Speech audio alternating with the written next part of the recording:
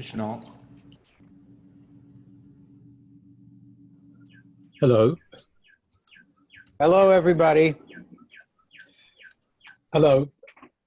Right. Carter, Yes. do you have the trick of, I got the new website with no problem 3 or 4 times, and today I'm getting the old one. Is there a trick that I need to do? I don't know. That's a good question. I mean, I hadn't noticed that. It had happened with people at the last meeting, and I had not had a I'm not sure I understand when you say you got the. I put in CB2 website, and I got the old instead of the new. Maybe if I empty the cache, it will help.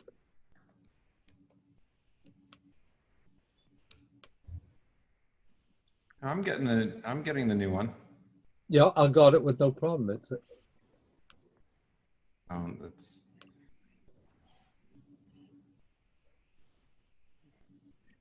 How do you empty the cache in Safari? You know, help doesn't help. It's not critical. I'll just ask Valerie to read it when time comes. I'm sorry, what? Oh, would you read the application when the moment comes? Sure.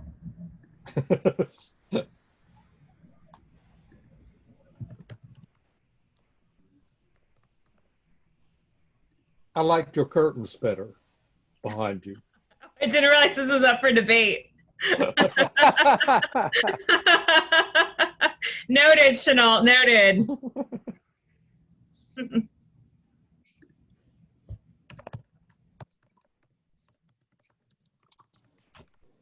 And since I'm not really on the roof, we can't have the plants. Because I really need the computer for the notes, so I use the iPad for the presentation. How are we doing for people? Let me look. Oh, we I have David and the 3 applicants are here. Okay, we can begin then. You'll upgrade them after I give my opening. Go ahead and upgrade them now so it's all done, because we only have one set. Yeah. I think it's David.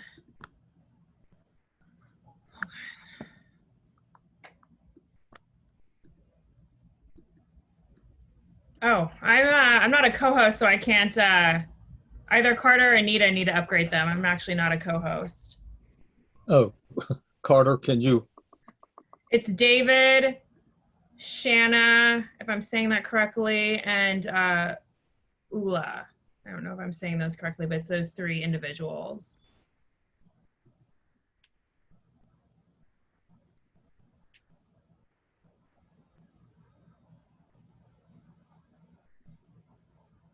Are you there, Carter? You're muted, Carter. Yeah, I'm doing it now. So. Thank you. Okay. Oh, now I'm a co-host. Let's see.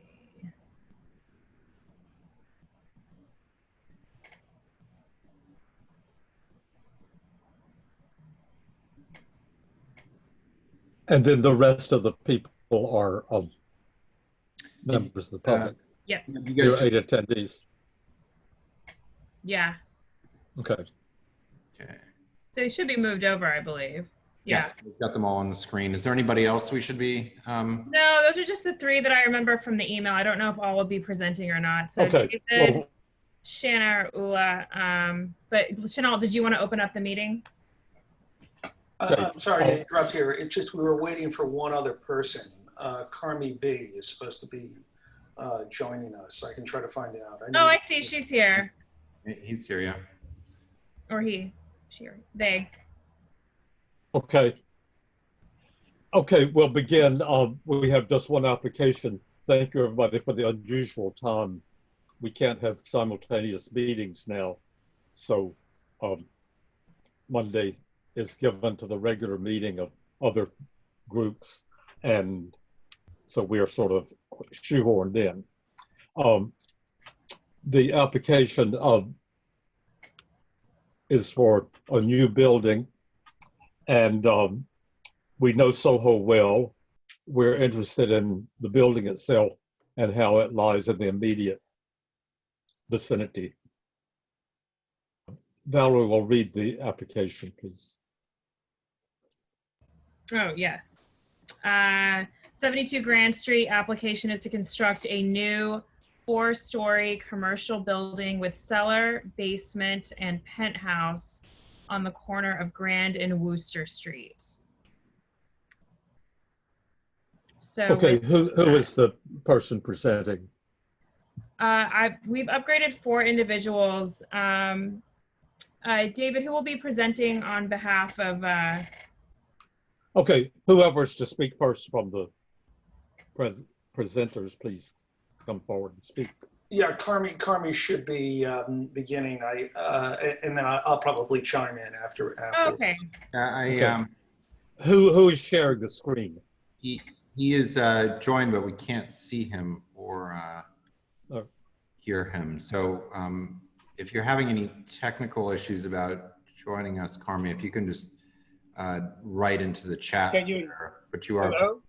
Yes, we can hear you. Hi. All right, hi. Okay. I'm glad I'm having a little trouble. Okay. All right. Shauna will be sharing her screen though. So Carmi Okay. will be presenting, but if you could allow Shauna to share the screen, that would be great. All right. I will try that right now. Let me line this up so that you can see me. Okay. Carmi, it's good to see you. I don't know if you remember, but I was David's roommate in college. Carter Booth. Yeah. Oh my God. You know, I'm looking at you and I'm saying, I know this guy. Oh, well, you know, okay. I don't want to interrupt this, but. Okay, there's one thing I need to say about the screen share. Please identify the page that you're on each time, and each time the page turns, we have one person on the telephone and is not able to see the screen, but has a printout of the application and the materials. This is page 1, I assume. Yeah, that's Okay. page 1. Okay, just say what page it is as you go. Okay, that's page 1. And it indicates the site. It's at the intersection of Worcester and Grand, 72 Grand. So it's on the northeast corner. And the site measures 25 feet wide on Grand and 100 feet long or deep on Worcester. Okay. Let's go to the next page. So what we see here is the building, the 1-story building that was there originally, and that was removed. Let's go to the next. And well, this is a study showing the massing of our new building. Let's go to the next. This shows this is the corner of, let's see, this is the southeast corner. Let's go, okay? Just try to orient you. Just say the number of the page. Oh, okay, 66 Worcester on the left, 27 Worcester on the right. And you can, yeah, there are arrows showing where it's taken. Okay, next.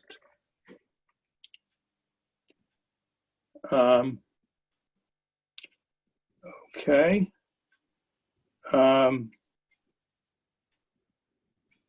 So there's 52 Worcester and 9-21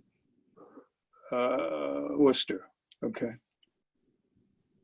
Next. All right, this shows the elevation of the building.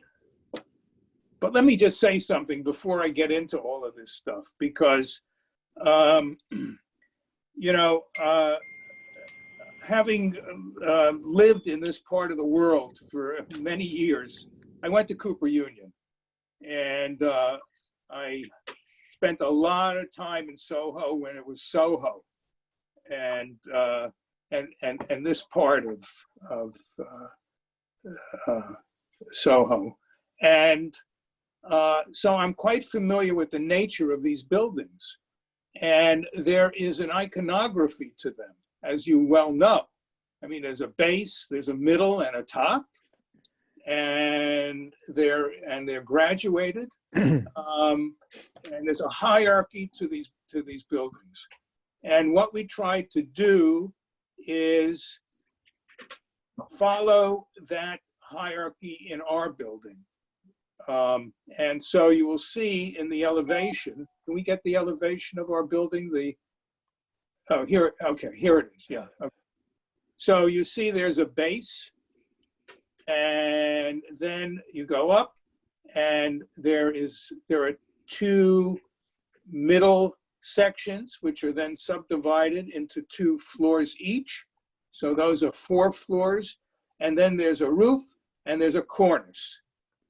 And the 100 feet is subdivided into 5 20-foot wide bays, and then subdivided again, and that gives us a proportion for our windows that really is in keeping with the proportion of windows in down in this neighborhood. The building itself is constructed of, well, it's a steel building, and it is clad in a lucabond, which is aluminum type material, and then it's detailed. And maybe we can zoom in on some of the details, okay? Can we do that? Do we have something?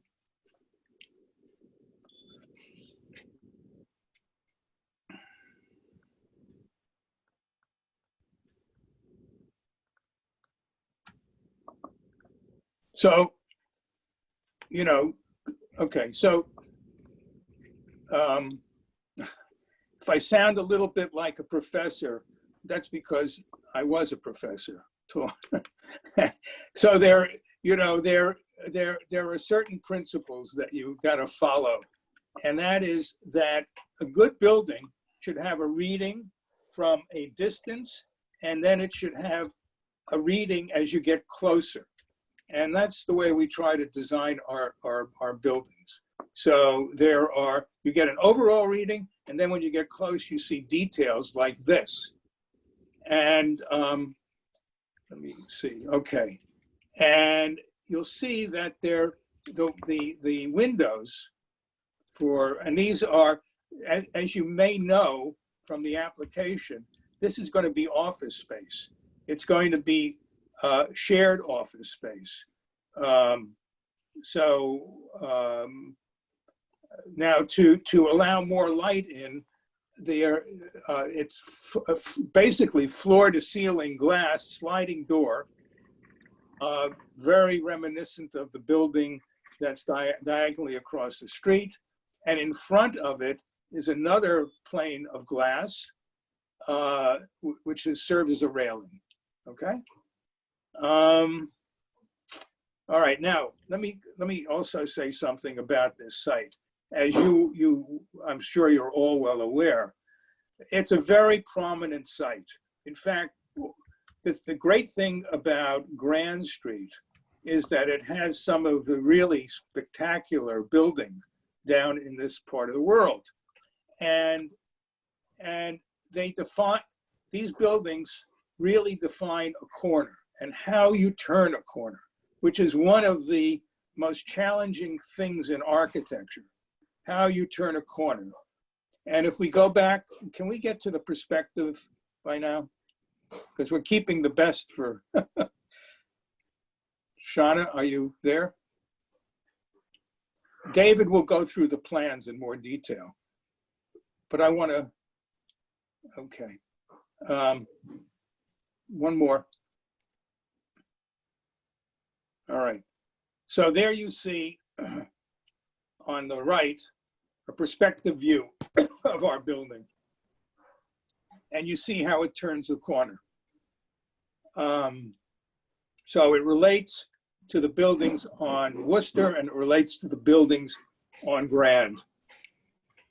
The windows are the same, all the windows are the same proportion, by the way. And then it has a first floor, which we're calling, because of zoning, and Ula, maybe you can explain this in more detail, but it really is being filed as a basement, the first floor. So the first, the real first floor starts on the second floor. And then so second, and then third, and fourth. But the building basically is 5 stories high. So, you know, it's kind of like a Renaissance building. There's now a piano nobile in this building. Okay. And then at the top, the cornice is defined by a glass railing. Okay. And then there are these vertical supports for the glass, which also help to define the cornice. And I think I'm going to now turn this over to David. Would you please repeat what you just said?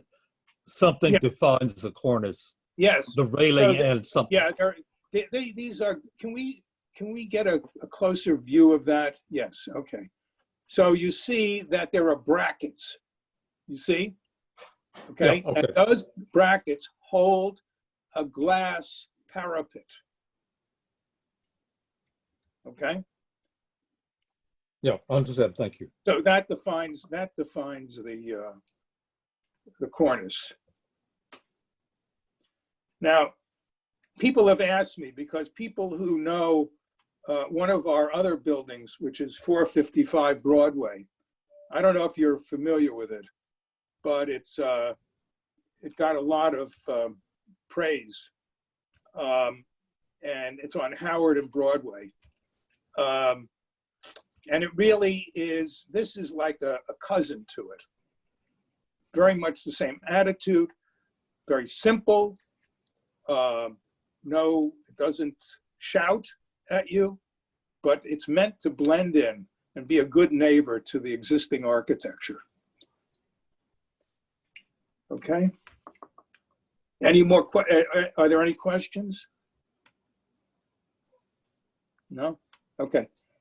David, I'm going to turn this over to David Katz.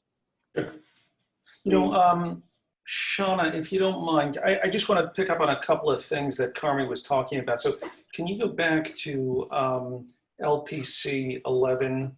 Because I just want to, I do want to try to emphasize a couple ideas about what we were looking at in the district here. So you know, naturally, this site, of course, has been a vacant lot for quite some time. But and you can see the corners in this area there are a variety of different building types. The vocabulary in the area is obviously it's cast iron. It's in the cast iron historic district, which is basically defined by you know, verticality and as much expansive window area as we could get. And that's one thing that we were thinking about. And actually, we're not going to be building in cast iron today, but we wanted to use something that in some way harked back to that.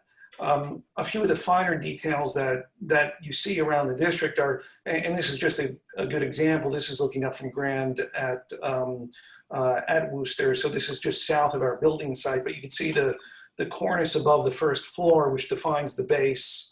And then the cornice at the top of the building with brackets. So there's always this kind of separation of, you know, this tripartite area. At the same time, if we move on to the next slide, Shauna, LPC 12, you can see there's a variety of different building types. Incidentally, this building on the left-hand side, which is 70 Grand, that one was designed by George DeCuna, who did a number of the buildings in this area, this is a particularly good example of his work in the area, where he has these strong horizontals, but at the same time, he's creating these powerful verticals to break up those cornices all the way between. But you have a base, you have these horizontals, and then you have these verticals. Of course, this is a much heavier looking buildings, what was meant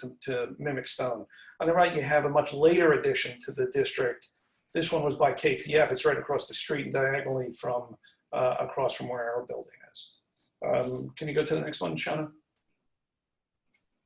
Again, these were just a couple of examples, and Carmen just brought this up, but the one on the left, which is located on the opposite side, this is on Wooster and Broome, is in some ways a similar vocabulary to what we're proposing. I believe this is a steel building, although it could very well be an Alucobond building. And then on the right-hand side, you have a mid-block building on Wooster. This one seems to extend out as more horizontal, but you can see there is an attempt to create some kind of verticality there. So next slide. So LPC 20. So on the left-hand side in that top elevation, you could see that corner building we were just referencing. The thing about Wooster Street that's interesting is that, you know, the building styles of this block, or the buildings of this block, represent a rather large time frame, going, you know, as far back as I think 1850, and as far recent as that building on the corner, which is relatively recent. But Wooster was considered to be a secondary street, which helped to serve West Broadway, and for that reason, you don't have any really monumental buildings as you do on say Broadway or West Broadway, which allowed some variation in terms of the buildings on this block.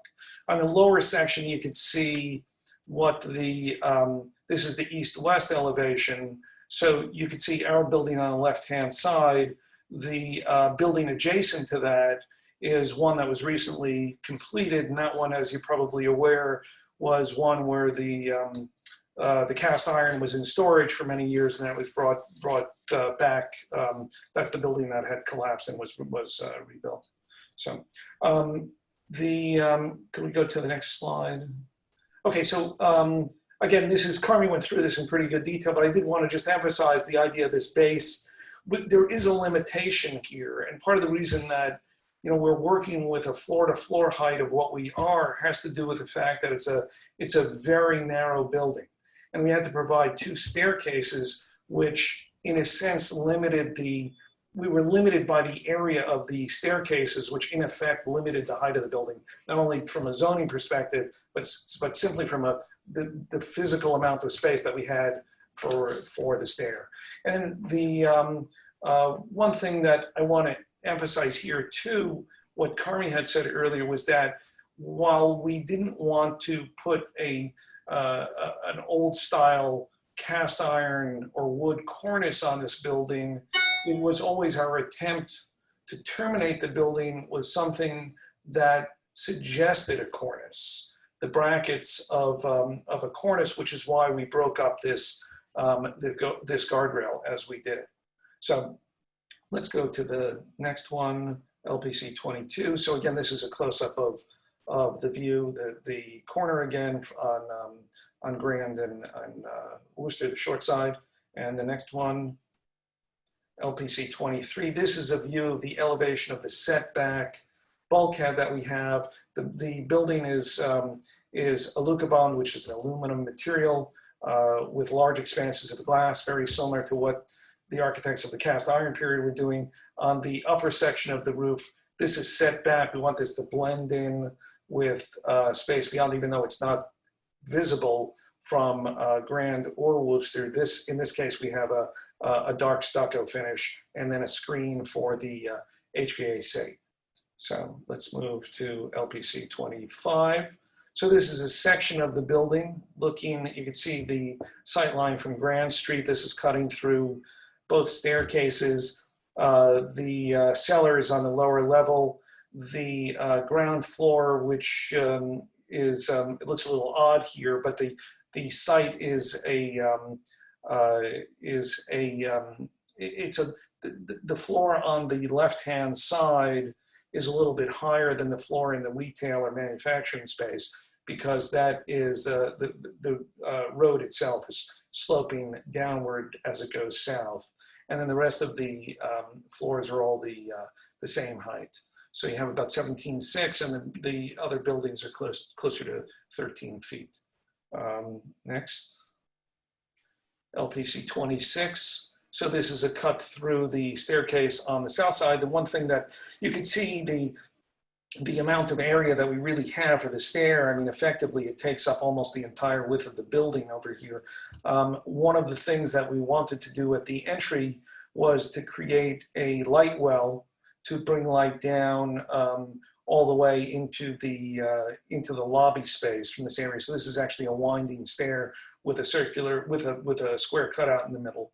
And this will become apparent in the next slide, which is the first, or rather, well, this is the cellar. So sorry, you can go back to the cellar. So the cellar is just the lowest level. At the basement level next, which is LPC 28, here you could see the area on the left-hand side, which is the entry to the office building. You can see there's 2 stairs going down into the retail area. It was necessary, of course, to add a second stair as a requirement to have 2 means of egress, but that entire area is lowered by about a foot, little over a foot. That's two risers, and that dotted rectangle on the left-hand side in the lobby is the skylight from above.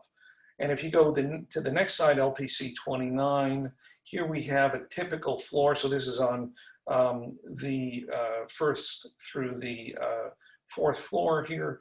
And this is, you can see how there's a series of offices fronting on the Grand Street side, separated by narrow walls. It's a steel frame building, as Carmi pointed out. It's a very simple grid separated by glass panels. These are sliding doors. And on the east side of the building are those spaces that don't require as much light. But you can see by the time you give up the corridor of the building and the staircase, you have very, very little actual space to work with. And that was one of the reasons for the choice of the materials, because we were looking for something that was allowed as much volume as possible within the building, of course. And then LPC 30, please. So this is the roof of the building. You can see we've set back this bulkhead as far as we possibly could, so that there's a recreational roof deck for the users of the building. There's a staircase. In this case, one of the stairs goes up to the roof. There's an elevator, of course, which also goes up to this roof level. And the next slide. And then this is the top of the bulkhead. So you can see this is where the mechanical equipment is located, the top of the elevator bulkhead, and then the skylight of the staircase, and LPC 32. So these are some of the materials that we were looking at. So there is a base material, which is the black granite, the penthouse walls, which are stucco, the anodized aluminum windows. The cladding is an Alucobond panel. We were showing a zinc color, and the HVAC screen is aluminum finish. So it's all very sort of light grays in a sense. And then LPC 41, please. Again, this is the elevation. Oh, one thing that I do want to point out as well here that I don't think Carmi made reference to is these windows are... I'm sorry, could you go back to the previous one? I'm just behind in my notes. Sure. The sample. Sure. Name the one that is the base. How are you calling it? So the base is the jet mist granite, which is to provide the 18-inch bulkhead at the lower section of the building. And the rest of the building that we see. The rest of the building is the Aluka bond, which is that cladding material, which is this is a zinc. The color is zinc, but it's a grayish tone. Obviously, we can provide these. Okay, that's fine for my note. Yeah. So let's move on to the next one. So one of the things that I did want to point out here that I don't recall if Carmen made reference to, but as I mentioned, all of these cast iron buildings were, in effect, they were framed buildings that were built to mimic stone. Sorry, could you go back? So to mimic stone, to provide as much, at the same time, they wanted to provide as much glass area as possible. Typically, all of these windows, despite the large expanses, were double hung windows. We are showing here, and this was a fairly standard feature in all the loft buildings, cast iron loft buildings throughout Soho. But you could see here, we played a little visual trick. We are showing here the windows themselves are sliding doors.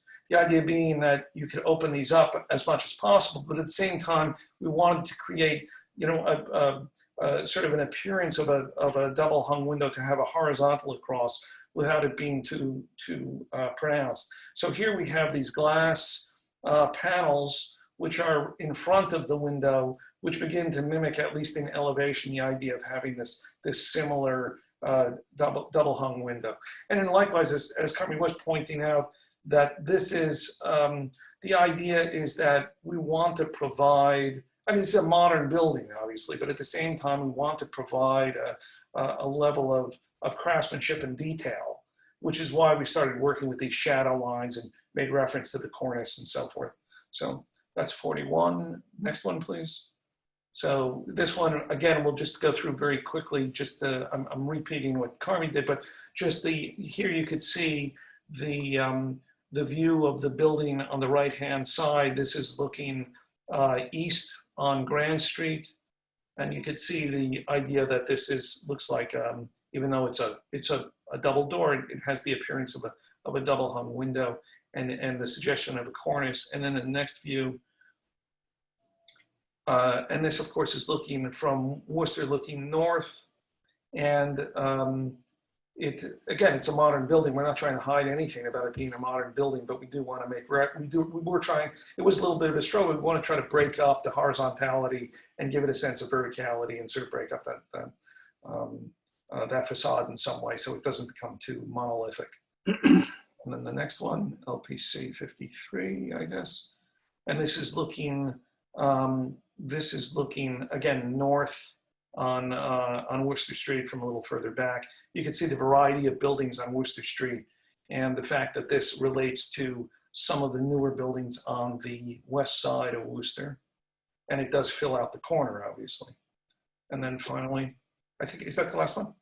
Oh, and then this last image is looking south on Worcester Street.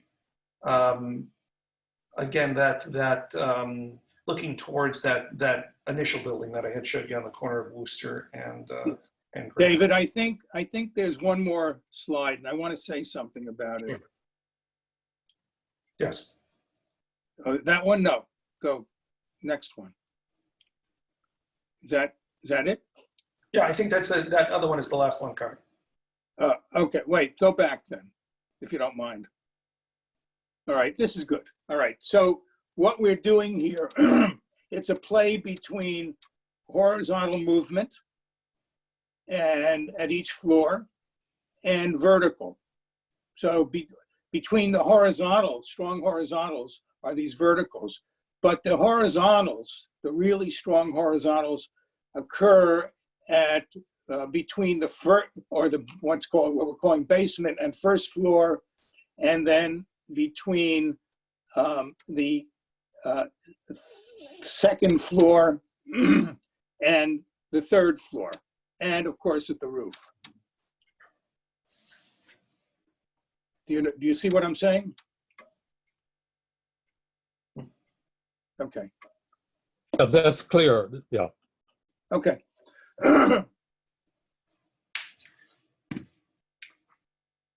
So are there questions?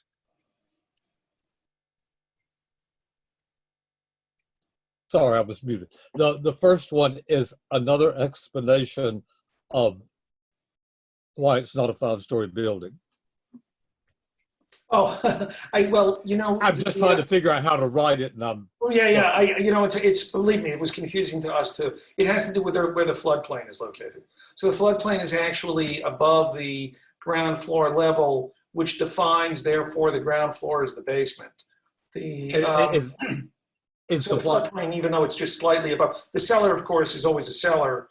Cellar is always, you know, fully below grade. The basement is considered to be partially below grade. In this case, it's partially below the floodplain, which is the what is defining it. So even though it's barely below grade, it's considered to be a basement. I find it frankly very confusing, but it's just and why does that matter? It's just the definition that is utilized for zoning purposes here. Okay, I'll figure out something. What they're trying to do here is define what is normally called the first floor as a floor that, in case of flooding, you know, there's nothing there that, I mean, it's a store, you know. I mean, in other words, there's no real habitation there. Does that help explain it? Okay. Yeah. Okay. Now from the committee, it is very confusing. Who has questions from the committee? I believe Anita had a question first. She had put in the chat, and then Bo had a question after that. Yes, hi there. This is Anita.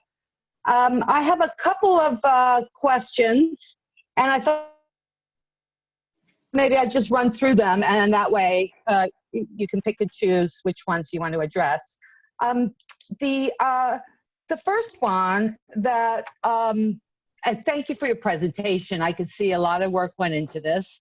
One thing that really strikes my eye poorly is the south elevation and the windows,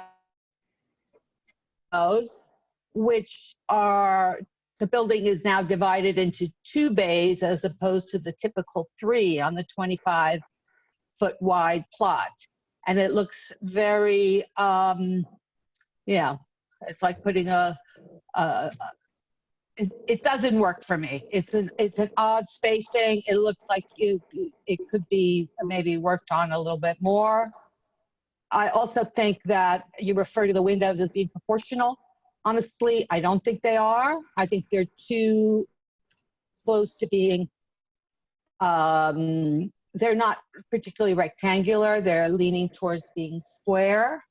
And I think the sliding is going to look extremely odd in this neighborhood, because even though it looks fine when you have it closed and everything's lit up inside, as soon as you open them, there is no reference for this kind of window in this neighborhood. And lastly, well, actually 2 quick ones. The cornice, I understand what you're doing. I think it's very weak. You know, even in a modern vocabulary, it's, you know, it sort of dribbles off into the sky without any definition. And then I just think before we finish tonight, you should address the number of signs, the bracket signs and whatever other signage. It seems like there's an awful lot of bracket signs. And that's it for me. Thank you. Carmi, if you don't mind, I'll speak, and then if you want to jump in. You asked a few questions. I think I don't think it's a good idea just to look at this elevation alone, or I don't think you can look at it alone. I think you have to look at it from from the corner. One of the, and one of the issues, I think you see it mostly in the elevation. Yeah, we're actually there. If we were to break that up into threes, and we did look at this, it does proportionally look very, very different from what's happening on the other side. And because it does become very, they become very narrow, and it doesn't, it looks like the two facades don't really have much to do with one another. So that was one of the things that we were wrestling with.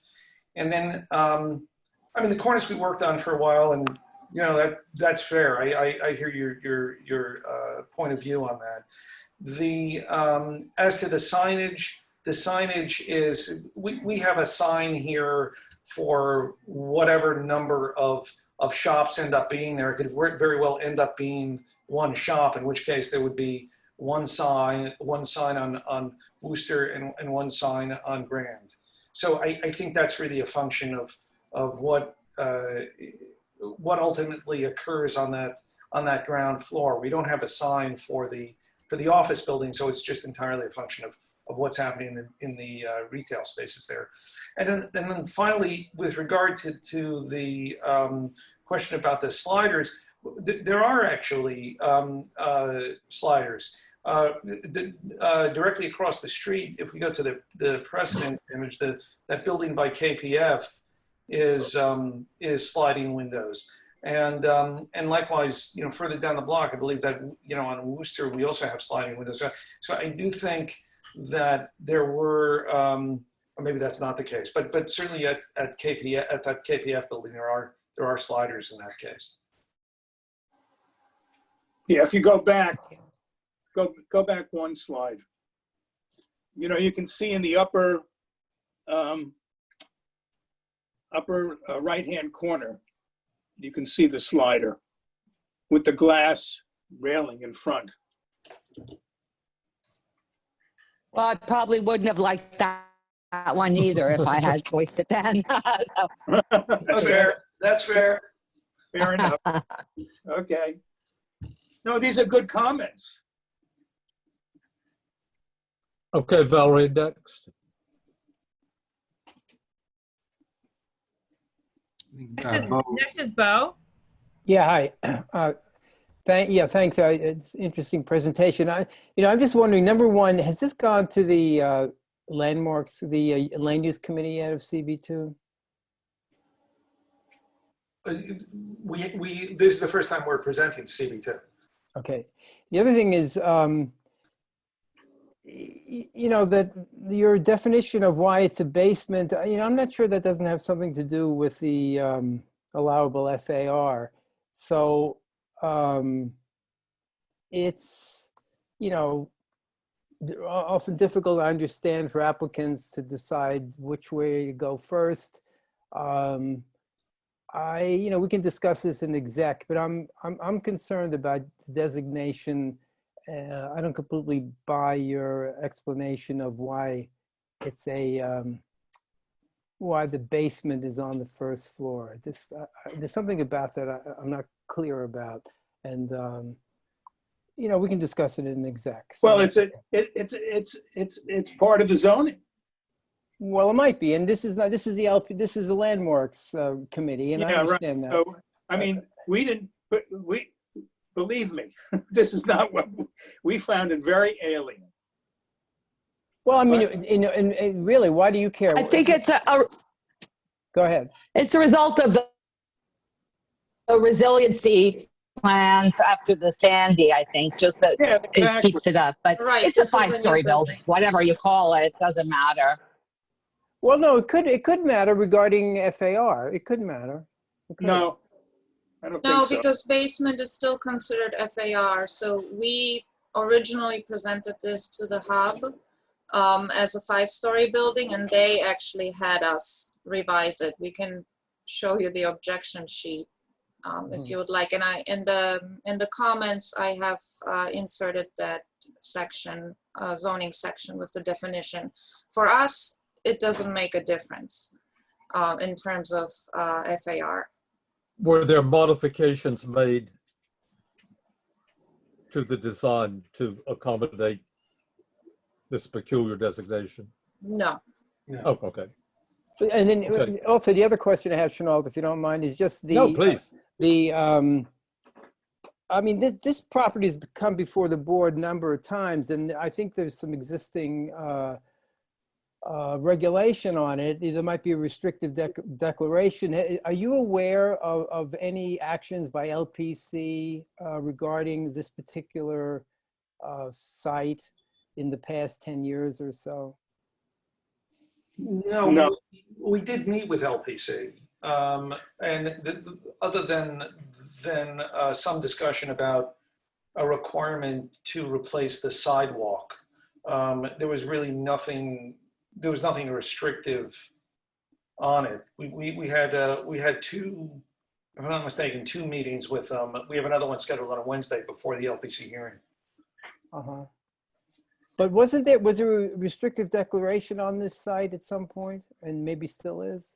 I don't know, Carmi, are you aware of any? No, I'm not. I am not. Okay, well, we can look into that. That's Okay. Thanks, Chenault.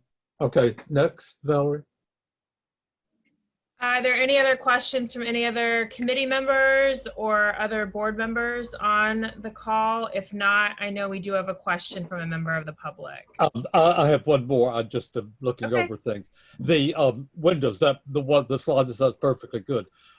Is that a glass railing with a metal top to it? I'm just not sure what was. Yes, it is. So you don't tumble out because of the glass. Yeah, and the right. railing is Exactly. defining this. And it's capped with a very thin metal cap. Okay, thank you. All right.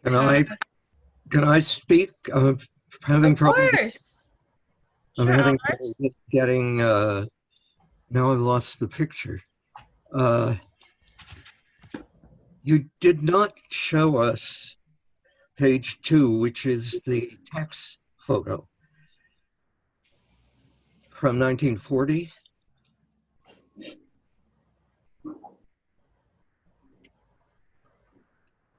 Yeah, that's the building that was on the site prior to our involvement. That's and that's a 1940 photograph. It shows the entire expanse, which is where I'm going. Is there any indication that there was excavation under those structures? Is there any indication of prior excavation? Because this is a considerable task that you're undertaking. What? Say that again. A considerable task. Ask. The excavation is this not in the floodplain? Well, yes, I think this is in a floodplain. That's why we're defining the first floor as basement. So there is no danger presented by the extensive excavation for the cellar? No. No. Okay, and if I could go up to the top of the building, Anita mentioned the glass, if you could call it a cornice, whatever it is, and there is nothing on top of that glass. Is that right? It is just they are just panels of glass. Well, quite frankly, we have not detailed that yet. But that too could have a cap, a metal rail on top of it. Probably not a bad idea. Thank you. Can I have one more? Sure. One more. Yeah, go ahead, Anita. Can I ask one more question? On the same drawing, LPC02, and on some of the other images you showed us from is sort of this, the Grand Street facade, and then just turning the corner. You'll see that on almost all of these, especially the masonry cast iron ones. And then something else happens.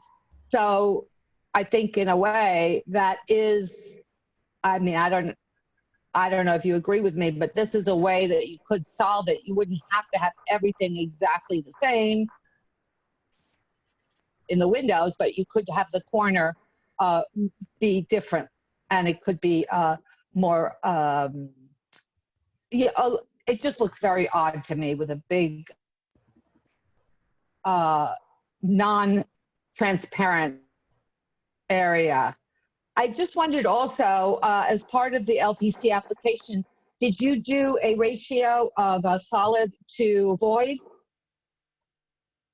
No. What do you mean on the facade? Yeah, well, where else would you do it? Yeah. I don't know. No, we didn't. You did not do it? I mean, typically, it's a good exercise because it tells you so much about how much solid, how much glass you have in reference to the surround.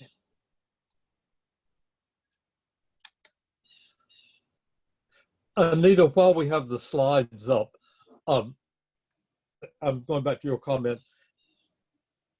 Is your comment about the windows in general, or just, in other words, do you think that the other windows, are you saying the other windows are too large? I just want to get correct what you said. Well, I said a couple of things. I think the proportions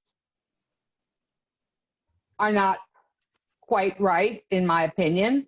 But most importantly, the Grand Street facade has this huge, right. Okay, I got somewhat that articulated. Okay, so it's proportion and how the Grand. Okay, fine. Yeah. I'm up to date now. Good. Thank you. Is the committee finished? Okay, Valerie, could you go to the public comments? Sure. Laura? And please 2 minutes maximum for the public comments. I will try, thank you. I hope that you people received the written submission I made, so I don't have to go into it. Can I get confirmation? We have it, yes. Thank you so much. I want to talk about the landmarks, about the aspects of how this construction looks. I agree with much of what Anita said about it. And looking at the LPC 02, which showed the 1940 tax thing, it clearly shows that 3 bays really work on the Grand Street site and work well with the adjacent buildings. I do not see how that argument cuts water. I really like the idea of keeping the three windows rather than 2. And that comes to the whole window treatment. They completely lose any kind of shadowing that the Soho cast iron district has. I'm concerned about this particularly because there are so many new constructions with very close to this applicant. And it's really changing the feel of the Soho cast iron district in that area. And this will add to that change. In fact, as you saw in their presentation, they started using new construction as precedent for what they're doing, and nothing going back. Well, they did go back, but they used a lot of new construction in the area as precedent. And I think that's going down a dangerous road for maintaining a historic district. They spoke in the beginning about the iconography, how base, middle, top, graduated windows, but these windows aren't graduated. This is very solid. It's a squat building, and that's all it is. It has none of, the cast iron buildings have a certain gravity to them, but they also dance. This has an awful lot of gravity. It's very squat, but there's no dance to it. I'm not asking for well, in some ways, because there, as you all know, there was a restrictive declaration. There was a restrictive declaration that at the time they went for 74,711. There was a restrictive declaration, and it called for the maintenance, restoring certain elements that are I would love to know what happened to them. Clearly, the architects never even knew this happened in the history of this building. It's troublesome to me. The basement, I don't understand how you can have a retail space in a basement that's a basement because it's a floodplain. I know that the drawing says commercial, says manufacturing, but during the discussion, it was referred to as retail. Stores were referred to. The number of blade signs are tied to the stores in this manufacturing section. And this is very at odds for me. I think I'm probably done with my 2 minutes. Okay. I'm not going to continue. I do hope that you look at what okay. Thank you. I think everything was a. Pardon? No, I'm thinking of the applicant now. Could you address the manufacturing aspect that she spoke of? Anyone from the applicant? The manufacturing? It's being described as manufacturing and retail. As of right, the basement, the ground floor level is the basement. Yeah, the basement. Let's call it the basement. The basement level is as of right allowed to be manufacturing, which is the case throughout Soho.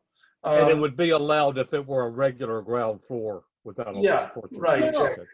Okay. Yeah, manufacturing would be allowed, but however, why are they then describing it consistently as retail and referring to stores in their verbal presentation?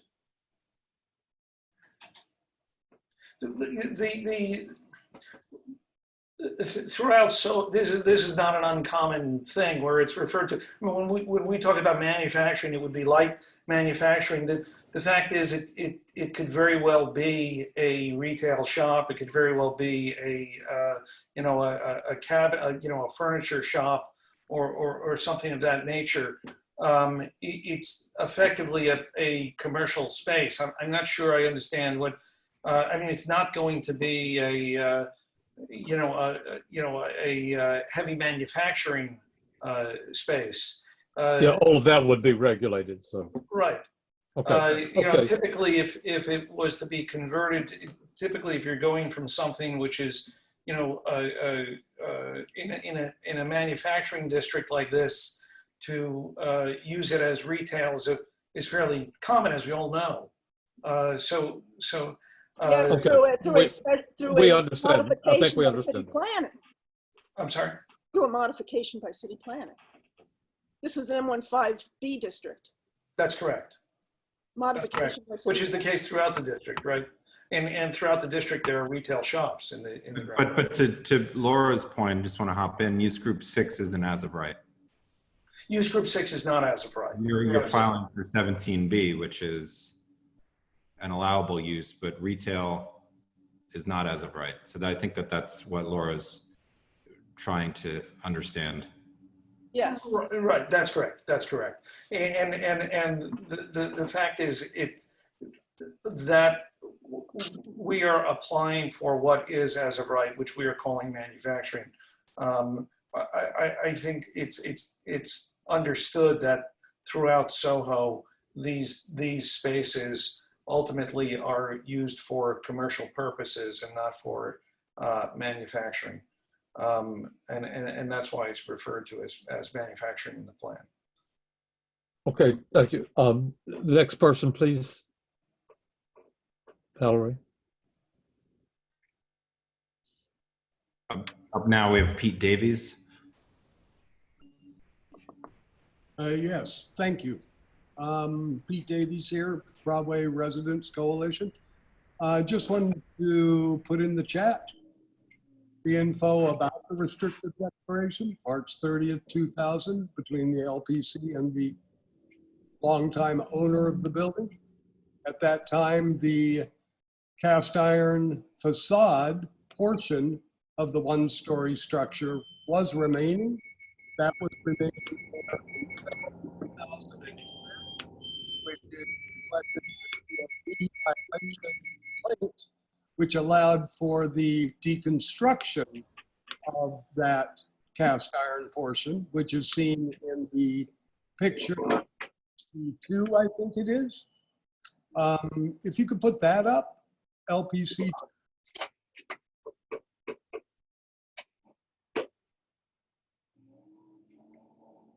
Well, I'll keep talking.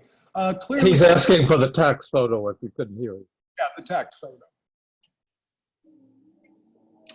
I mean, clearly what you see there is the remainder of a Romanesque type building for the majority of it, with a facade that seems to be pretty much a twin of the building to the right, 74 Grand. And it's a shame you don't have any newer photos because 74 Grand, as you mentioned, has just been reconstructed in full. It had to be reconstructed because construction on this lot, 72 Grand, undermined that building, caused it to lean to the point where it had to be vacated and deconstructed and then rebuilt. So the restrictive declaration mandates that the cast iron be used, that the sidewalk be rebuilt, that the wooden doors and transoms be recreated. All of these things are in this March 30th, 2000 restrictive declaration with the Landmarks Preservation Commission, which says that it stays on with this owner and its heirs and everybody else. And it's done to inure to the public. This is the public benefit that was granted at the time that the special permit that the owner was going for. So I really urge the committee to find out from Landmarks what is the status of that restrictive declaration, because it's totally being ignored. And what, in my opinion, what should be done is this 1940 tax photo. I have photos from 2007 showing this cast iron in place. That should be the guide for the new building, with the tripartite on the Grand Street side wrapping around to some degree to Worcester, and then possibly different materials for the remaining 5%. That would fill the corner and wrap around and create a rhythm that would be in keeping and be a proper precedent, proper context. And I have to echo Laura that using new buildings as the context for the historic district, I get why you'd want to do it, but it's not the context of the historic district. Finally, the building that was mentioned that this is the sister of, the other new building from the architect it's actually 433 Broadway, not 455, on the northwest corner of Grand and Howard and Broadway. That suffers from the same problem this design suffers from, which is it is static, it is dead, it has no rhythm, it has the materials, if that's Alumabond or Alumivoke or whatever that's called, you can put your thumb next to it and push into it and leave a dent. There's no materiality to it. I just think this is a bad start, and I urge the committee to send this one back. Thank you very much. Thank you, Pete. Valerie, or Carter, are you doing the? Yeah, I'm doing it. Is that Valerie? Okay. On another call. Whoever's next. I think that's those are the two public speakers that I see. Is anybody else that'd like to speak? If you could raise your hand. I don't see any other buddy who has their hands up. I missed one thing. I'm sorry with the questions. If you go back to the tax photo again, please.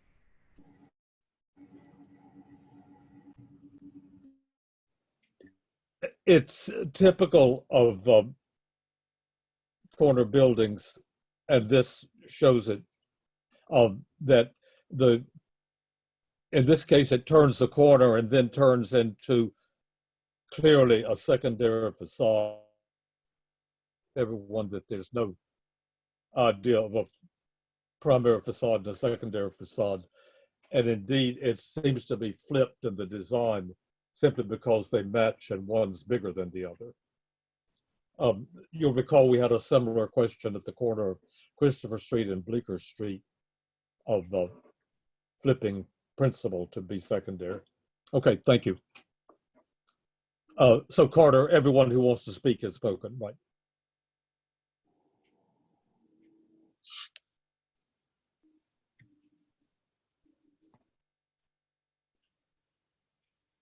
Carter, everyone has spoken. Yes, I'm sorry, I was muted. Yes. Okay. Okay. Fine. Okay, we will now work on the resolution. Well, I was curious, can we get any responses to that? I'm kind of curious about this agreement. They had said they didn't know about it.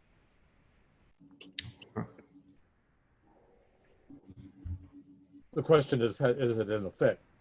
Still, that was really what he wanted to have us assured about.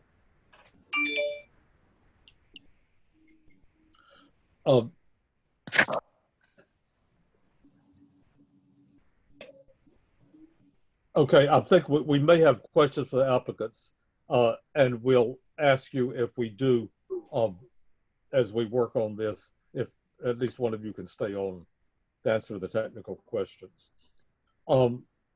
For the committee, sorry, I want to go to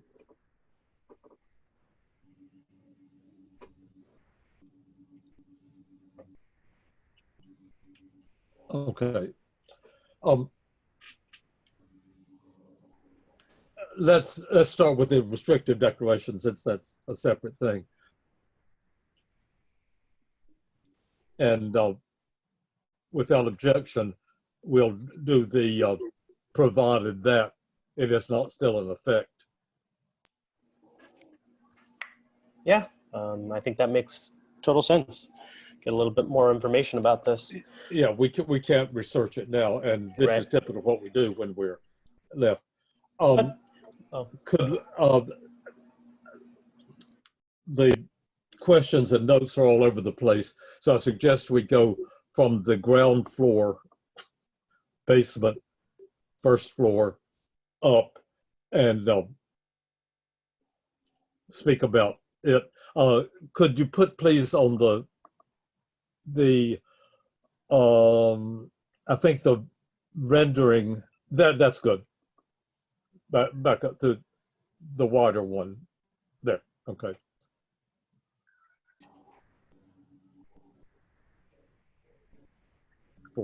I don't know, Chanel? Yeah. Maybe shouldn't we maybe just talk about the whole building as a whole? I mean, it's a little difficult to, I think one thing I didn't ask the applicant, but I'd like to bring up now with you, and I don't know that it's just a comment I have that this building does not align with any of the buildings adjacent to it. And I understand that the stair takes up a lot of room, but I don't know, is that the sacrifice we make, that we get this really short, repetitive building? Maybe, there's other creative ways to solve it. So I think the alignment is a problem for me as far as the overall, and the elevation that you called up, Chenault. I think this is the Wooster Street. I was looking at it, and these horizontal lines, it's very odd to have a horizontal articulation in the middle of these 4 upper floors. Usually it's a base, and then there's like a body, and then there's a, but it's never divided in half. So again, these are things that are sort of subtle, but if you start to break them down, that's part, all these things add together, make it not so sympathetic to the neighborhood. And also a little boring. I think the elevation's a little boring.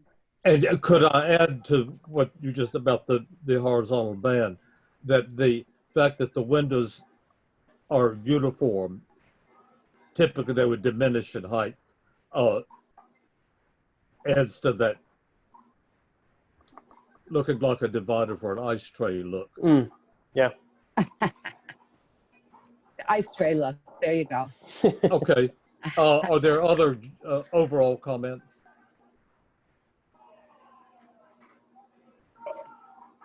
Yeah, I mean, I think we covered a considerable amount. Do you have enough for your sort of like responses, Chenault? Okay, because we can keep going, but I don't see the right. And it just doesn't. The size of the windows is a question. Even if they're the same size, if they're too big. The proportions, yeah.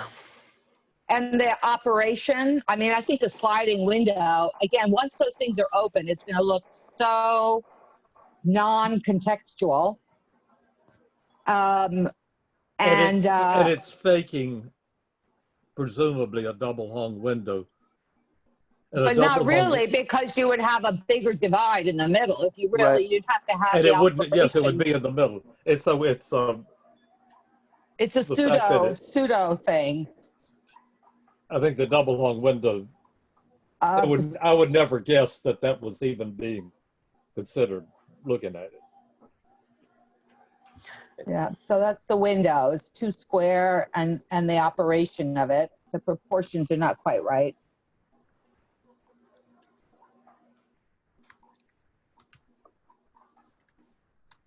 And for the committee's consideration in general, we are in no way bound to make our recommendations based on new and approved buildings in the neighborhood. We're dealing with each one individually, and I think we're always looking for references to that which is historic, because that's the point. Yeah, or if it was, a sort of an alignment of sort of both, where it would make a more sound story. Well, that didn't seem to be sort of the case in this presentation. It kind of just seemed to be this new building lining up with, with other newer buildings in the neighborhood. And I don't know. I wasn't buying it. It just doesn't feel right. Gives sort of a development feel to the neighborhood. Yeah. The cornice. And you can tell you how I feel about Aluma Bond. Yeah, let's talk about that. I think the that's cornice, Oh, you say the cornice? Did I miss something? Oh, no. Am I unmuted now? Sorry, Mustafa, just a moment. Mustafa, yes, sir. Would you repeat what you said? Just a moment, Albert. I was just making a joke about the materiality of the building, the Aluma Bond, I'm sorry, whatever, the aluminum panels. I'm just generally not a fan of them. And I was going to make a joke that Anita could tell you that I'm not a fan of them. But she also then suggested that we talk about the materiality. Aluminum what? The panels. The aluminum panels. They're panels. The cladding. I think is that the same material that's used at 433 Broadway? Yes, it is. And it weathered very badly. And that is a very ugly building, I have to say. I mean, that's right down the street from me, and it's, it adds nothing to the character, and it's very gray. Yeah, it like beats you up. Yeah, I couldn't agree more. But I mean, even still, like even the configuration just has a bit more character, just a bit more dynamic. Excuse me, this is Carmi B. I designed that building. Okay, just a moment. We're in, and we will. I don't appreciate these comments at all. Just a moment. There's what's so funny. We'll let you respond later, but this is a meeting among us to. I'm sorry. To say what we feel. Okay. I just want to not go on until my notes are up to date.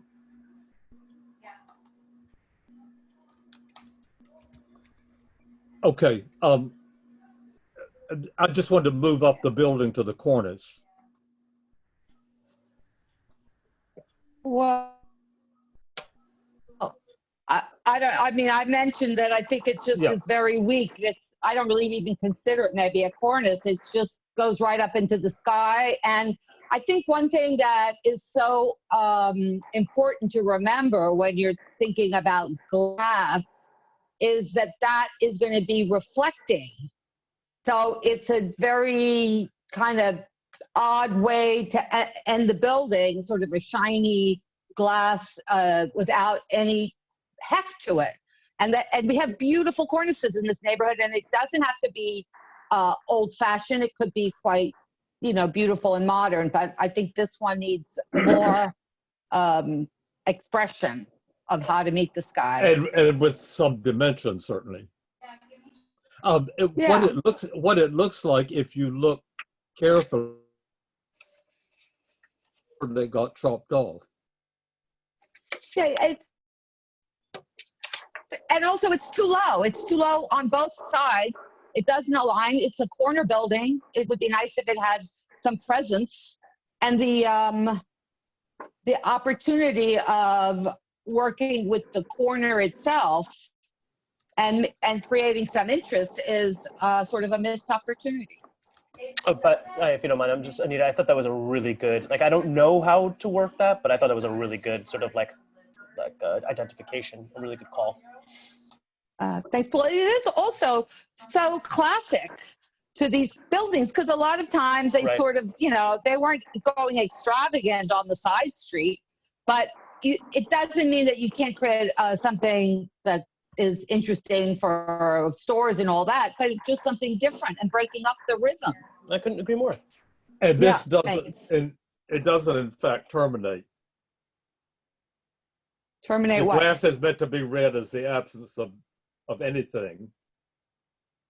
Yeah. Yeah, I guess so. It's like a crenellation instead of a termination. Hey, I think Albert wants to speak. Albert. Yeah, I can't seem to unmute myself. I don't know what's the problem. No, you're good. We can hear you. Okay. I agree with virtually everything that's been said. And I think that what Pete Davies said is very important, that structure that is shown in the 1940 tax photo should be the basis of the design of this new structure. Because it is appropriate. I'm sorry I have to use that word, but the new structure, look right now at the structure adjacent to it, and it is not compatible. Not compatible with any of the structures immediately surrounding it.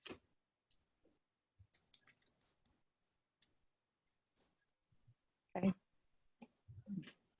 Everyone agrees wholeheartedly with your statement about that. I'll speak for them. Thank you.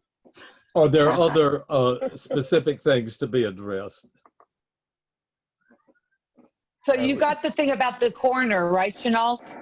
That turning the corner, making it different than the rest of the,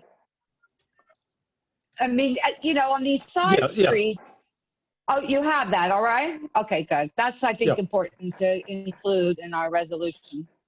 And I think addressing the windows, we should probably mention that the tripartite division on Grand Street is an important thing. Yeah. Not just the proportion of the windows. As well as the floor to ceiling height as you go up. That, I think you mentioned it, but I just don't know if you wrote it down. The thing that every window and floor to floor height is exactly the same, which makes it a very, all right, good. That they don't I think you should mention something about the signage. Right. There's no variation. There's a lot of signage shown on this. I don't think we necessarily want that many blade signs. That would be uncharacteristic of the neighborhood. I just question whether there can be blade signs if they're 1, 2, 3, 4, 5 short. Yes. Maybe even a 6. I don't think there should be. It's too many. 1, 2, 3, 4, 5, something like that. 6, yeah. 5 maybe. Okay, what else? Well, we could be preemptive and just say that unless it's one shop, there are no blade signs, and a sign over each entryway will identify the shop. There appears to be Chanel. There appears to be a canopy over the entrance to the upper floors, which was never discussed or described. Where the above, I see it. Yes, above the 73. Well, we're not usually a big fan of those, right, Albert? Yes, ma'am. But it should be included in their presentation. Okay. Yeah, there's a little section of it on LPC 22. Sort of. I don't know if it's worth even looking at. Never mind. Could you go to that since we did? There we see. Yeah. Okay, we'll mention that. And I wanted to cantilever thing. I wanted to also bring up, and just switching over to here, that in 1998, this building was before us also, and the application at that time was to replace the 4 stories of a standing 1-story cast iron building. And they wanted to add floors that had been there originally, but were destroyed by fire. That's when the 1-story was still there, and mentioned that the cast iron vault and glass crystals would be restored, and that the paint treatment was sympathetic to the materials used at that time. And the height of the floors and the floor lines were in scale in line with the adjacent building. There was a system of 2-foot intersecting grids on the cornice, similar to the sidewalk vault, although some details were still unresolved at that time. Speak a little slower, it's just hard to hear you. Oh, sure, I can send you the text, but this has been before us a number of times. But this in 1998 was basically they were adding floors to the existing structure that was still there. And I think that's what Pete had referenced just from quickly looking at that Sunday agreement, that they would be replacing that. And so the building, the board's previous position on that application was that the building was being built to reflect the existing, what was left of the building that the upper floors were destroyed. And this came as an application, and that was the board's position then? Correct. Okay. That's important because our precedents are important as other precedents. Yeah, and I'll just send that. I'll send that to you. And then the board voted unanimously on that as well. Are there more details that I want to discuss how to craft the resolution? Yes. Anita? Oh, I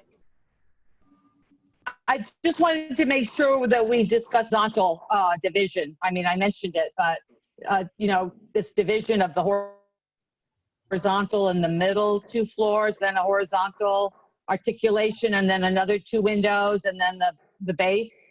That's a very non-contextual. Right. Okay. The principal thing being the intermediate horizontal. Yeah, I mean, it doesn't resemble anything in our neighborhood. That's all. And it somehow out of is trying context. it almost looks like it's trying to compensate for windows not being different or something. Well, actually, the building and the thing we're seeing now, the building next door, the windows, they do diminish. Yes. Yeah, they all do, and mostly it's subtle too. Sometimes it's like a forced perspective, but it's subtle. It's not a huge, not always so visible by the eye, but when you're inside, it's surely and measure it. It is. If you look from the Piano Nobile to the top floor, there's a clear reduction. Right. Okay, I've got all that. Now we have a litany of shortcomings, a very long one. What conclusion do we want to draw from this?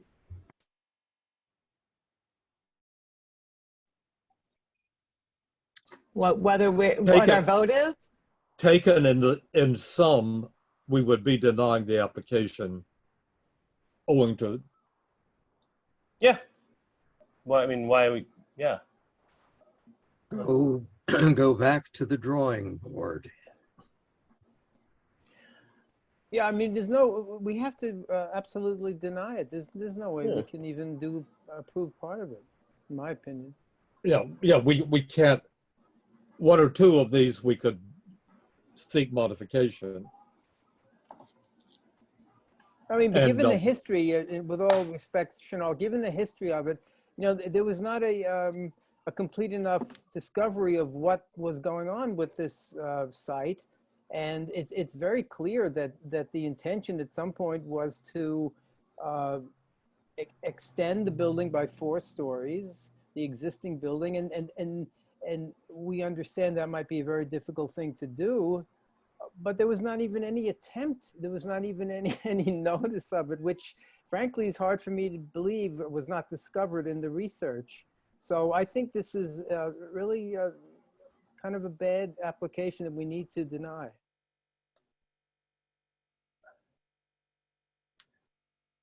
And I believe that my point about flipping the principal facade comes to light in not reflecting in what's up now, the slide that's up now, in not reflecting the anything of the original building. Well, and the prominence of Grand Street as opposed to a side street, which it was at that time. I'm sure it's a Grand Street address more, I mean, yeah, nowadays, because halfway down but the other street was plain brick with lot line looking windows in it. It turned the corner and then it just stopped. Well, and usually there's a vertical division that's sort of emphasizing how you get to the upper floors, the shaft for the freight elevator and an entrance, and then there's the corner, and then in between it's just sort of quiet, windows and all that stuff, but the action is on the end and around turning the corner. I also wanted to, I just looked up this 430, is it 433 Broadway? I think one thing we would also be concerned about is the how this material would wear over time. Everything looked kind of nice and new when you put it up, but over time, how does it wear? Will the seams show? Will it express that thinness of the material? I think that would be an important concern.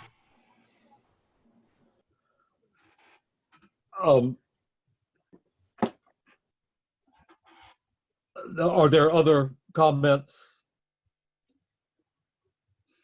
Don't you have enough? I think we did plenty. It's going to be the world's longest. Chanel, just looking at some of the past paperwork, from previous applications, it looks like the ownership has remained unchanged as well.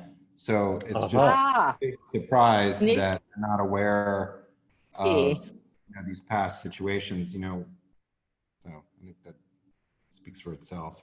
Nice catch on the committee's part and Pete Davies. Yeah. Thank you, Pete. When was that? Also, Carter, would it not? Carter smelled something fishy. Carter, do you know when that 2-story structure was demolished? The 1-story structure, it was the 1-story. I don't know the exact date, but not prior to 2009, I believe. Would that not have come to us? Again, I didn't look into this prior. It just seems odd. I think Pete Davies said he had photos from 2007. So I would think. I think he did, yes. there was a lot of emergencies around this corner. I mean, there was a lot of structural issues and concern, and I don't know if that was a result of that one story coming down, but I know that there was a lot of emergency measures taken around there. With the flooding and the water. Well, Carter and Anita, would a restrictive declaration somehow have perished if ownership didn't change? If what? And that's I don't know the answer to that. If but what? Would it have perished? Ownership? Would a restrictive declaration somehow just perish? Or No, that's the whole point of it. I mean, unless they found a way to move it, but that's the whole point. It travels with the land, not with the owner, not with the use, not, you know, it's the land it should be on. So what we're asking is that be vacated, that if it was vacated, that there be some proof given of that. Or at least somewhat respected. I mean, right? Like they wanted to tie it to the structure and the neighboring sort of fabric as opposed to just completely leap into something else.